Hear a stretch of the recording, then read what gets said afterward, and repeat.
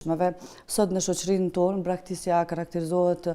si shkak i braktisjes mund të jetë shtazanitë e padëshiruara, pastaj dhuna në familje, problemet ekonomike, sociale, përdorimi i alkoolit dhe i drogës, pastaj problemi me shëndetin mendor. Krejt këto janë si shkaktar ose shkaqe të cilat mund të kontribuojnë në braktisjen e fëmijëve në Kosovë. Problemi i braktisjes së fëmijëve në Kosovë sot vazhdon të ketë përmasa të theksuara për shkak se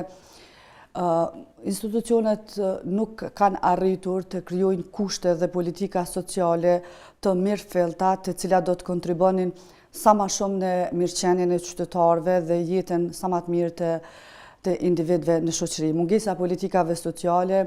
deri më tani për shkak të mungesës stabilitetit politik në Kosovë na ka arrit të kemë një situatë të vështirë apo të përjetojmë një fenomen me mjaft dhimbje dhe